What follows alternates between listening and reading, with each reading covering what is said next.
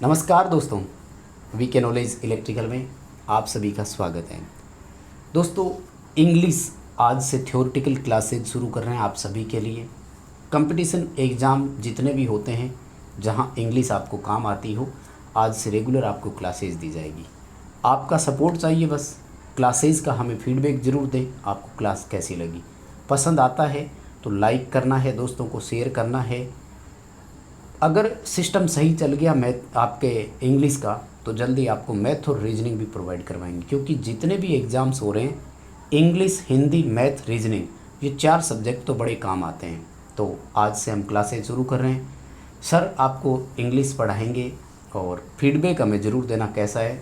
मुझे पता है कमेंट्स आएंगे सर का नाम क्या है, तो सर का नाम जितेंद्र है, यानी आज से जितेंद्र सर आपको इंग्लिश की रेगुलर क्लासेज देंगे। तो बहुत बहुत स्वागत है सर आपका, कीजिए शुरू क्लासेस। जैसा कि आप सभी को पता है कि आजकल जितने भी कंपटीशन एग्ज़ाम होते हैं उनमें इंग्लिश को बेसिक लेवल का रखा जाता है, और आप जैसा कि जानते हैं टेंस के बिना इंग्लिश अधूरा है। तो यदि आपको इंग्लिश का कोई भी कंपटीशन में यदि फाइट करना है तो उसके लिए आपको टेंस आने चाहिए। तो आज का हमारा टॉपिक वही रहेगा, टेंस का टॉपिक शुरू करने जा रहे हैं, जिससे आपको बेसिक लेवल से इंग्लिश सीखने का एक मौका मिलेगा। अभी रिसेंटली DRDO की वैकेंसी आ चुकी है, फॉर्म भी भरे जा रहे हैं, तो आप सभी उनकी तैयारी कर रहे होंगे। और साथ में UPPCL TG2 की भी वैकेंसी आ चुकी है, और दोनों में ही इंग्लिश है। फ्यूचर में जितनी भी वैकेंसीज आएगी उनमें यदि इंग्लिश रखी जाती है तो आपके लिए ये वीडियो मोस्ट सुटेबल रहेगा। तो चैनल को सब्सक्राइब कर दीजिए, और आज से हम टेंस टॉपिक को शुरू करेंगे। तो चलिए शुरू करते हैं। आपको बेसिक से बताएंगे कि टेंस कितने प्रकार के होते हैं, यदि टेंस का क्वेश्चन आता है तो आपको किस प्रकार से अटेंड करना है। तो चलिए शुरू करते हैं। वैसे हम टेंस की यदि बात करें तो टेंस 3 प्रकार के होते हैं। पहला होता है प्रेजेंट टेंस, तो मैं आपके यहाँ लिख रहा हूँ प्रेजेंट टेंस, और आप सभी को पता होगा क्योंकि आपने ये 10th में पढ़ रखा है। दूसरे की यदि बात करें तो दूसरा टेंस होता है पास्ट टेंस, और तीसरा आप सभी को जैसा कि पता है फ्यूचर टेंस होता है। और यदि हम इनके पार्ट्स की बात करें तो 4 इनके और पार्ट्स होते हैं, जैसा कि present simple, present continues, present perfect और प्रेजेंट परफेक्ट कंटिन्यूस। तो मैं यहाँ लिख देता हूँ प्रेजेंट सिंपल टेंस को मैं शॉर्ट में लिख रहा हूँ सिंपल टेंस। दूसरे की यदि बात करें तो दूसरा होता है प्रेजेंट कंटिन्यूस टेंस, मैं इसे शॉर्ट में इस प्रकार से लिख रहा हूँ। और तीसरा जो आपका टेंस है वो है perfect tense, present perfect tense. और जो लास्ट आपका टेंस होता है वो परफेक्ट कंटिन्यूस टेंस होता है। तो आपके एग्जाम में जिस प्रकार से क्वेश्चन आएंगे, यदि आप ये बेसिक क्लास देख लेते हैं तो आप उन सभी को अटेंड करने के लिए सक्षम हो जाएंगे। तो यदि हम टेंस की बात करें तो ये 4 प्रकार के टेंस होते हैं। आपको इनकी हेल्पिंग वर्ब पता होनी चाहिए, क्योंकि एग्जाम में ऑब्जेक्टिव टाइप क्वेश्चन आते हैं और उनको अटेंड करने के लिए आपको correct form of the verb भरनी होती है। तो उसके लिए हेल्पिंग वर्ब, आपको मेन वर्ब पता होनी चाहिए। तो यदि हम हेल्पिंग वर्ब और मेन वर्ब की बात करें तो सिंपल टेंस में आपके एक स्ट्रक्चर बनता है, वो होता है सब्जेक्ट प्लस डू या डज, डू या डज प्लस वर्ब की फर्स्ट फॉर्म। सिंपल टेंस में हमेशा फर्स्ट फॉर्म आती है और उसके साथ ऑब्जेक्ट और फिर जितने अदर्स आपके पार्ट्स होते हैं वो सब आएंगे। यदि कंटिन्यूज टेंस की हम बात करें तो कंटिन्यूज टेंस में आप सभी को पता है हेल्पिंग वर्ब के तौर पर इज आर एम को रखा जाता है। प्रेजेंट सिंपल टेंस में हम डू या डज को रखते हैं, वहीं कंटिन्यूज टेंस में हम इज आर एम को रखते हैं। तो आपका यही स्ट्रक्चर बनेगा subject plus is are am, और उसके बाद आपकी आएगी वर्ब की फॉर्म। तो यहाँ फर्स्ट फॉर्म है। कंटिन्यूज में हमेशा रनिंग वर्क करते हम, यानी कि जो कार्य अभी चल रहा है उसे कंटिन्यूज टेंस में करते हैं, और कंटिन्यूज में आपके रनिंग वर्ब आती है तो वर्ब की फर्स्ट फॉर्म के साथ आपकी ING वाली फॉर्म आती है, जिसे हम वर्ब की चौथी फॉर्म कहते हैं। आप सभी ने अभी तक वर्ब की 3 फॉर्म पढ़ी होगी। पहली फॉर्म फर्स्ट फॉर्म जो सिंपल होती है, दूसरी सेकंड फॉर्म जो हम पास्ट सिंपल में यूज करते हैं, और तीसरी फॉर्म जो आप सभी परफेक्ट में यूज करते हैं। लेकिन ये चौथी फॉर्म भी होती है जिसे आप ING फॉर्म कहते हैं। यदि हम परफेक्ट की बात करें तो इसमें यही स्ट्रक्चर बनता है, सब्जेक्ट प्लस आपके हेल्पिंग वर्ब के तौर पर इसमें आ जाता है हेज और हैव। जब यदि हम हेज और हैव की बात करें तो आपको पता होना चाहिए हेज सिंगुलर के लिए आता है और हैव प्लूरल के लिए आता है। यदि आप इंग्लिश को बेसिक से सीखते हैं जैसे कि नाउन, प्रोनाउन, वर्ब, तब आप सब्जेक्ट को पढ़ते हैं और आपको पता चलता है कि कौन सा सब्जेक्ट सिंगुलर है और कौन सा सब्जेक्ट आपका प्लूरल है। तो जब हम सब्जेक्ट सिंगुलर की बात करते हैं तो हेज आपको यूज करना है और हैव आपका आएगा प्लूरल के लिए। वैसे ही कंटिन्यूज में यदि बात करें तो इज आपका सिंगुलर के लिए यूज होता है, वहीं आर आपका प्लूरल के लिए यूज होता है, और एम आप सभी को पता होगा आई के साथ यूज होता है। वो हम जब टेंस को शुरू करेंगे, उसके क्वेश्चन करेंगे, उस टाइम बात करेंगे। अभी आपको ये बेसिक जो मैं टेबल बना रहा हूँ वो कहीं नोट कर लेनी है। आपकी बेसिक में यही टेबल होती है और उसके बाद आपको वर्ब की तीसरी फॉर्म लगानी है और आपके लास्ट में जो बचता है अदर्स जितने भी पार्ट्स होते हैं वो इसमें आएंगे। यदि परफेक्ट कंटिन्यूज की बात करें तो ये कंटिन्यूज और परफेक्ट दोनों का एक मिक्स समझ सकते हैं आप, दोनों को एक संयुक्त करके बनाया है। तो इसमें आपके आएगा सब्जेक्ट प्लस हेज हैव आपके आएंगे, क्योंकि परफेक्ट साथ में है इसलिए हेज हैव भी आएंगी, हेज और हैव, और उसके बाद आपके आता है बीन, और उसके बाद वर्ब की चौथी फॉर्म आएगी, क्योंकि इसमें कंटिन्यूज भी मिक्स है तो आप लिख लीजिए चौथी फॉर्म, और उसके बाद अदर्स, सिंस या फोर प्लस टाइम। ये इसकी पहचान होती है। पहचान भी आपको अलग से प्रोवाइड करेंगे जिससे आप क्वेश्चन को देखते ही उसका आंसर कर सके। तो आप एक बार इतना नोट कर लीजिए। प्रेजेंट टेंस यहाँ कंप्लीट हो गया। एक बार फिर से इसे रिकॉल कर लेते हैं हम। जब प्रेजेंट की बात करते हैं तो प्रेजेंट 4 प्रकार की टेंस होती है। पहला प्रकार है प्रेजेंट सिंपल टेंस, और प्रेजेंट सिंपल टेंस में क्या होता है कि इसमें सब्जेक्ट आता है आपका पहले नंबर पर, फिर आपकी आएगी हेल्पिंग वर्ब, हेल्पिंग वर्ब के बाद आती है मेन वर्ब। तो मेन वर्ब आपको पता होनी चाहिए, इसकी 4 फॉर्म होती है। तो आपको मेन 3 फॉर्म पता होनी चाहिए, फर्स्ट, सेकंड और थर्ड, 3 फॉर्म पता होनी चाहिए। डू जब आता है तो प्लूरल के लिए आता है, और डज आता है सिंगुलर सब्जेक्ट के लिए। ये आपको जब क्वेश्चन करेंगे तो उस टाइम पता होना चाहिए, ताकि आप एग्जाम में क्वेश्चन कर पाएं, क्योंकि एग्जाम में आपके हमेशा ही ऑब्जेक्टिव टाइप क्वेश्चन मिलेंगे। आपको सेंटेंस देखना है और उसका आंसर चारों ऑप्शन में से जो आपको लगे वो करना है। यदि कंटिन्यूज टेंस की बात करते हैं तो इसमें सब्जेक्ट के साथ हेल्पिंग वर्ब के तौर पर तीनों में से एक आएगी, इज, आर, एम। इज जो आती है आपके सिंगुलर के लिए यूज की जाती है, आर प्लूरल के लिए, और एम होती है वो आई के साथ आती है। यदि आपका सब्जेक्ट आई हुआ तो आपको एम लगानी है। जैसे अभी आपको बता दूं, आई राइटिंग, आप देख सकते हैं यहाँ राइटिंग मैंने लिखा है, और तो आपको यहाँ एम लगाना है। इसी प्रकार से राम आया है तो आपका सिंगुलर सेंटेंस है राम।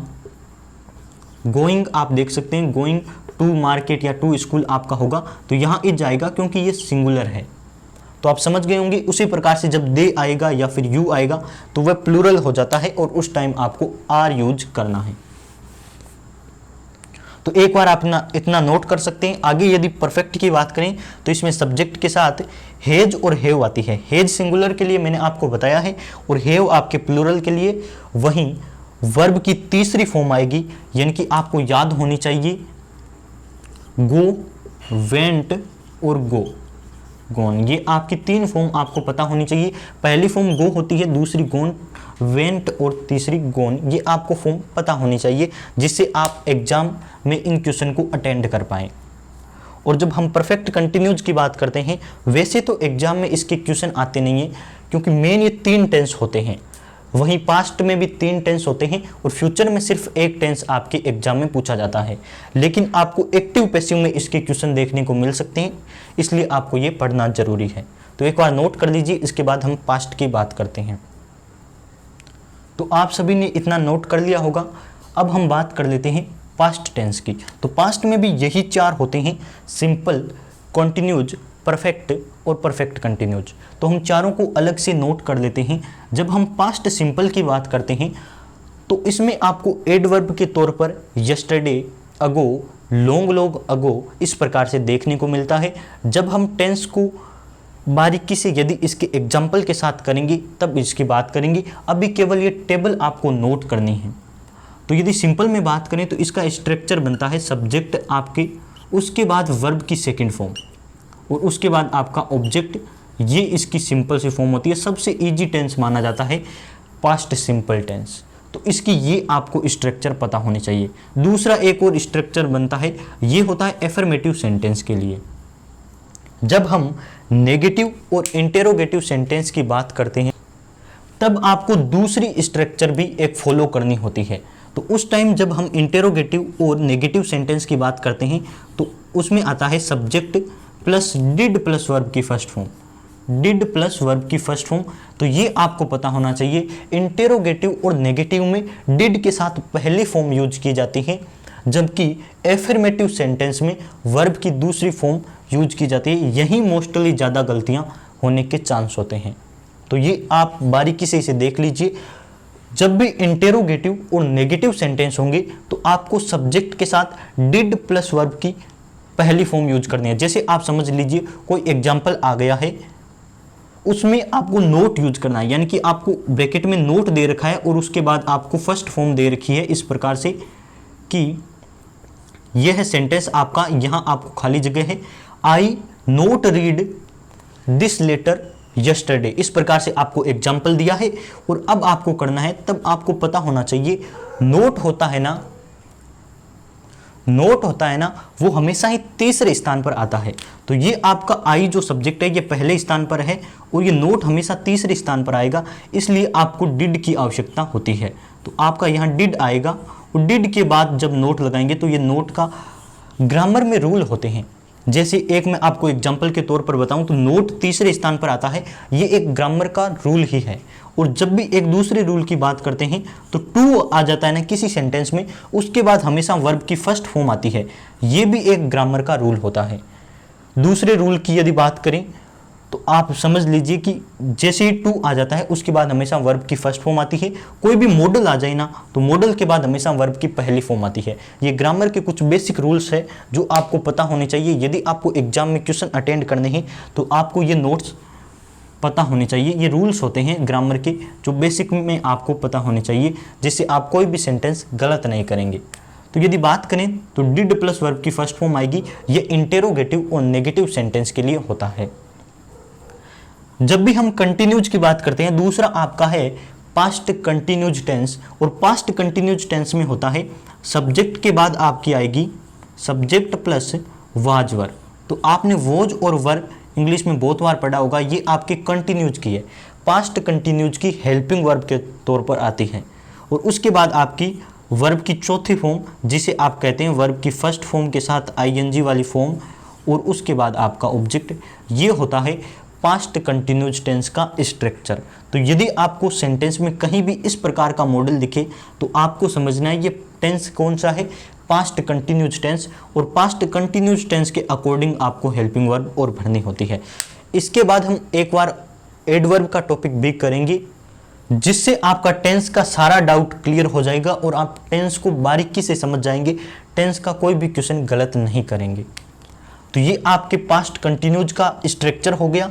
उसके बाद यदि हम पास्ट परफेक्ट की बात करें तो पास्ट परफेक्ट में आपको पता होना चाहिए जितने भी परफेक्ट टेंस है उसमें वर्ब की तीसरी फॉर्म आती है। जितनी भी कंटिन्यूज वाली फॉर्म है उसमें वर्ब की फॉर्म के साथ फर्स्ट फॉर्म के साथ आईएनजी आती है। और सिंपल में दोनों में फर्स्ट फॉर्म आती है। यहाँ भी पास्ट में फर्स्ट फॉर्म आती है डिड के साथ, लेकिन डिड के बगैर अफर्मेटिव सेंटेंस में सेकंड फॉर्म आती है। तो स्ट्रक्चर की बात करें यदि हम पास्ट परफेक्ट टेंस की, तो इसका स्ट्रक्चर बनता है आपके सब्जेक्ट प्लस आपकी जो हेल्पिंग वर्ब आती है वो सबसे इजी इसी फॉर्म की मानी जाती है। मेरे अकॉर्डिंग सबसे इजी टेंस भी यही होता है। इसमें हेल्पिंग वर्ब के तौर पर हेड आता है, चाहे आपके सिंगुलर सब्जेक्ट हो चाहे प्लूरल सब्जेक्ट हो, आपको यहाँ डिसाइड करने की आवश्यकता ही नहीं होती क्योंकि एक ही हेल्पिंग वर्ब है। जब हम वाज वर की बात करते हैं तो इसमें वाज सिंगुलर के साथ और वर प्लूरल के साथ आता है। आपको ये भी ध्यान रखना होता है कौन सा यूज करें। कई समवन, एवरीबडी इस प्रकार के सब्जेक्ट आ जाते हैं जिसमें आपको ये डिसाइड करना मुश्किल हो जाता है। तो उसके लिए ये परफेक्ट टेंस एकदम इजी टेंस माना जाता है। इसमें बस हेड आपका एक ही हेल्पिंग वर्ब के तौर पर यूज किया जाता है। मेन वर्ब की आपको तीसरी फॉर्म यूज करनी है, यानी कि यदि हम गो की बात करें तो ये थर्ड फॉर्म होती है, मैंने यहाँ लिखी थी, गोन आपकी तीसरी फॉर्म होती है, आपको पता होना चाहिए। रीड की बात करें तो रीड, रेड, रेड आपकी तीसरी फॉर्म होती है। कट की तीनों फॉर्म सेम होती है, तो आपको तीनों फॉर्म याद कर लेनी चाहिए। और ये बस आपका इतना ही स्ट्रक्चर बनेगा। उसके बाद जितना भी आपके इंग्लिश का पार्ट बचा है सेंटेंस का, वो आपके वर्ब के बाद यूज किया जाता है। जैसे ऑब्जेक्ट हो गया, कुछ एडवर्ब्स हो गई, वो इसके बाद आएगी। और यदि हम पास्ट परफेक्ट कंटिन्यूज टेंस की बात करें तो उसमें आपके सब्जेक्ट के बाद, या मैं लिख रहा हूं, आप देख सकते हैं, सब्जेक्ट के बाद हेड आएगा, परफेक्ट की आपके हेल्पिंग वर्ब आएगी, और उसके बाद आता है बीन।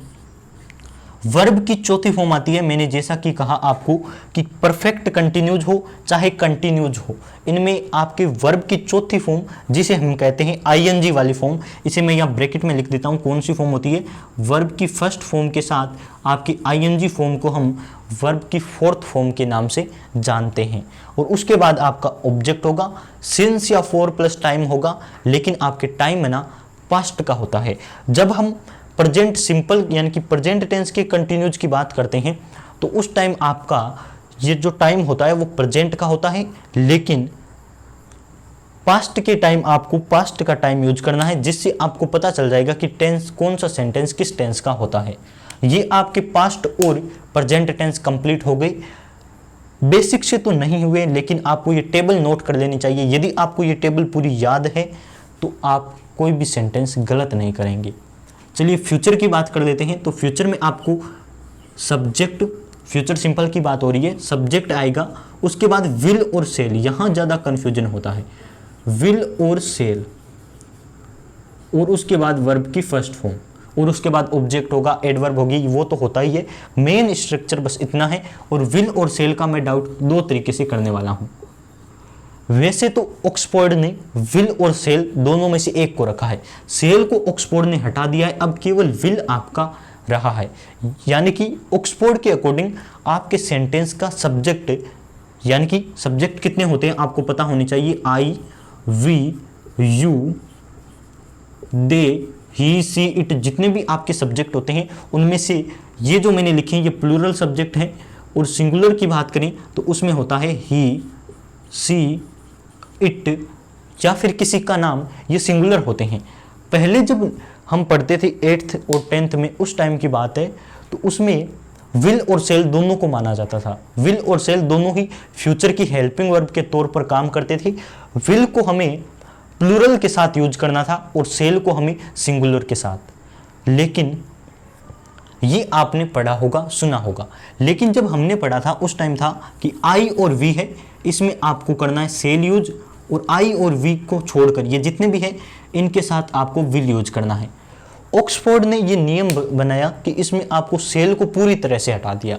अब चाहे आपका सब्जेक्ट सिंगुलर हो चाहे प्लूरल हो, आपको विल ही यूज करना है। तो अब मैं इस प्रकार से लिख सकता हूं, आपका बस इतना ही बचा है, ये आप समझ सकते हैं, इस प्रकार से आपको यूज करना है। तो ये आपका स्ट्रक्चर है सिंपल फ्यूचर टेंस का। इसमें आएगा सब्जेक्ट, उसके बाद विल और वर्ब की पहली फॉर्म। ये बस आपकी इतना ही है, इसमें कुछ कंफ्यूजन की वाली बात है नहीं। लेकिन कई बार क्या होता है कि एग्जाम में आपको 4 ऑप्शन मिलते हैं और चारों में से विल और सेल होता है। तब मैं आपको बता दूं, आई और वी जो आपके सब्जेक्ट होते हैं उसके साथ आपको सेल यूज करना है, और बाद में आपको जितने भी ही, सी, इट, नेम जितने भी बचते हैं, आई और विल को छोड़कर, या मैं लिख रहा हूं आई और विल को छोड़कर, उनके साथ आपको यूज करना है विल। तो ये आपकी बेसिक स्ट्रक्चर हो गई, इसे आप एक बार नोट कर लीजिए, मैं साइड हो जाता हूं बस। और जितने भी 3 टेंस बाकी हैं उनके एग्जाम में आपको क्वेश्चन देखने को नहीं मिलते, क्योंकि ऑक्सफोर्ड के अकॉर्डिंग फ्यूचर ऐसा टेंस है जिसका हम सिर्फ अनुमान लगा सकते हैं, और जिसमें अनुमान लगाया जाता है वह फ्यूचर सिंपल टेंस होता है। बाकी की हम कल्पना नहीं कर सकते, क्योंकि कल हमारे हाथ में नहीं है। हम जो कर सकते हैं वो पास्ट को देख सकते हैं, अभी प्रेजेंट की लाइफ जी सकते हैं, लेकिन फ्यूचर का हमें कुछ पता नहीं है, इसलिए ऑक्सफोर्ड ने ये हटा दिया है। और अभी जितने भी एग्जाम में क्वेश्चन पूछे जा रहे हैं वो ऑक्सफोर्ड के नियम से ही बन रहे हैं, उसमें तीनों टेंस के कोई भी नए क्वेश्चन देखने को नहीं मिलते। तो यही आपके टेंस है। आप एक बार टेबल को याद कर लीजिए। आगे जब हम एग्जाम्पल करेंगे अगली क्लास में, तब हम बारीक से आपको सब्जेक्ट से शुरू करेंगे और सब्जेक्ट से पढ़ाएंगे। चैनल को सब्सक्राइब और वीडियो को लाइक ज़रूर करें।